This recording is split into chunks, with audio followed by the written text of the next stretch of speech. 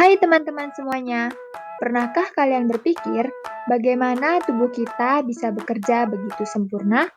Atau bagaimana tumbuhan dan juga hewan bisa berdiri tegak, bernapas, dan juga tumbuh setiap hari? Hari ini, kita akan melanjutkan pembelajaran mengenai struktur sel, mengenal bagian-bagian sel hewan dan juga tumbuhan, juga mengetahui apa saja fungsi organel-organel kecil yang bekerja tanpa henti untuk menjaga kehidupan. Kalian tahu gak sih apa itu struktur sel? Jadi, struktur sel merupakan pengaturan dan juga hubungan antara berbagai komponen di dalam sel yang saling bekerja sama untuk menjalankan fungsi kehidupan. Nah, sel ini juga terdiri dari beberapa bagian utama, yaitu ada inti sel atau nukleus, sitoplasma, dan juga membran sel atau selaput plasma. Selanjutnya, organel sel. Organel sel merupakan bagian-bagian subseluler di dalam sel yang terdiri dari berbagai macam organ yang berbeda. Kalau kamu ingat, bentuk struktur hewan dan juga tumbuhan, organel sel adalah benda-benda kecil dari struktur sel yang letaknya ada di sitoplasma. Organel sel cukup beragam, bentuk dan fungsinya juga berbeda-beda loh. Oh iya, kamu harus tahu nih, kalau sel tumbuhan dan juga sel hewan nggak sama persis loh. Tentunya, ada beberapa perbedaan di organel selnya. Kira-kira apa saja ya organel sel tumbuhan dan organel sel hewan itu? Yang pertama, yaitu ada sel membran. Sel membran dimiliki oleh sel hewan maupun sel tumbuhan. Sel membran merupakan batas antara lingkungan luar dengan bagian dalam sel yang tersusun dari molekul lipoprotein dan molekul-molekul lain yang menyempurnakan struktur membran. Sel membran berperan sebagai penghalang selektif yang memisahkan isi sel dari lingkungan sekitarnya, melindungi sel dari bahaya eksternal, dan juga memungkinkan transportasi zat dan juga komunikasi antar. Selanjutnya yaitu ada dinding sel. Dinding sel hanya dimiliki oleh tumbuhan dan beberapa organisme bersel satu. Dinding sel adalah bagian terluar dari sel tumbuhan yang berfungsi melindungi sel tumbuhan. Lalu, inti sel atau nukleus. Nukleus terdapat pada sel tumbuhan maupun pada sel hewan. Nukleus biasanya berbentuk oval atau bulat yang berada di tengah-tengah sel. Di dalam inti sel terdapat nukleolus dan benang kromosom. Inti sel berperan sebagai pusat pengatur kegiatan sel dan membawa informasi genetik berupa kromosom yang akan diturunkan ke generasi berikutnya.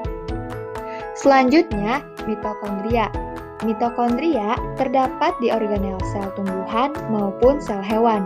Mitokondria adalah organel sel yang terbentuk dari membran yang terdapat pada sitoplasma. Dilihat dari mikroskop, mitokondria berbentuk seperti benang, namun jika diperbesar, bentuk aslinya itu seperti butiran elips. Mitokondria berperan pada sel karena sebagai tempat respirasi seluler, menghasilkan energi, dan juga molekul pembawa energi siap pakai. Lalu ada vakuola. Vakuola terdapat pada sel tumbuhan maupun pada sel hewan. Vakuola di dalam sel tumbuhan jauh lebih besar dan mudah dijumpai dibandingkan sel hewan, karena berfungsi untuk menyimpan hasil fotosintesis. Vakuola adalah salah satu organel sel yang berisi cairan yang dipisahkan oleh satu membran yang disebut dengan tonoplas. Vakuola berperan sebagai tempat penyimpanan cadangan makanan, menampung proses pencernaan, dan juga mengatur konsentrasi air. Selanjutnya yaitu kloroplas. Kloroplas hanya dimiliki oleh tumbuhan. Kloroplas merupakan organel sel yang mengandung pigmen hijau klorofil yang berperan dalam fotosintesis. Kloroplas berperan sebagai proses berlangsungnya fotosintesis, yaitu proses menghasilkan makanan dengan memanfaatkan beberapa zat dari luar tubuh tumbuhan. Dan yang terakhir ada sitoplasma. Sitoplasma terdapat pada sel hewan dan juga tumbuhan. di mana pada tumbuhan jumlahnya lebih banyak. Sitoplasma merupakan cairan yang mengisi sel yang mengandung berbagai zat koloid. Sitoplasma terbentuk dari air, protein, lemak, karbohidrat, mineral, dan juga vitamin. Fungsi kehidupan utama berlangsung di sitoplasma, karena sebagai tempat penyimpanan bahan kimia, sel yang penting bagi proses metabolisme sel. Nah, pembelajaran selanjutnya yaitu perbedaan struktur sel hewan dan sel tumbuhan.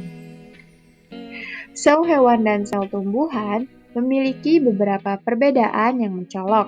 Nah, perbedaan ini terdapat juga pada struktur selnya. Pada struktur sel hewan terdiri dari nukleolus, nukleus, badan Golgi, retikulum endoplasma, setrosom, ribosom, sitoplasma, mikrotubula, membran sel, mitokondria, dan juga lisosom. Lalu, ciri-ciri sel hewan. Sel hewan memiliki beberapa perbedaan dari sel tumbuhan, yaitu sel hewan tidak memiliki dinding sel dan juga kloroplas. Memiliki ukuran dan bentuk yang bervariasi, cenderung lebih kecil dibandingkan ukuran sel tumbuhan, mengandung lisosom dan juga sentriol yang khas pada sel hewan. Setelah mengenal dan mempelajari struktur sel hewan dan juga ciri-ciri sel hewan, berikutnya yaitu ada struktur sel tumbuhan dan juga ciri-ciri sel tumbuhan.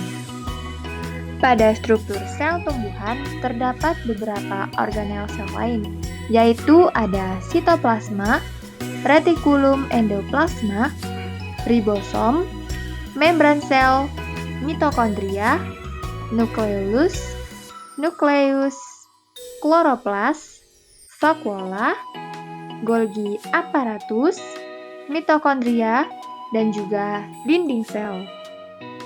Lalu, ciri-ciri sel tumbuhan. Sel tumbuhan juga memiliki beberapa perbedaan antara sel hewan. Sel tumbuhan memiliki dinding sel dan juga kloroplas. Bentuk selnya biasanya tetap dan juga berstruktur, serta berukuran lebih besar dibandingkan dengan sel hewan. Sel tumbuhan mengandung vakuola besar yang menambah tekanan turgor. Nah, setelah kalian mempelajari dan menonton video pembelajaran materi hari ini, sebagai penutup pembelajaran hari ini, yuk kita berdiskusi terlebih dahulu. Dari semua organel sel yang kalian pelajari, organel mana nih yang menurut kalian paling penting? Dan kenapa kamu itu memilih organel tersebut?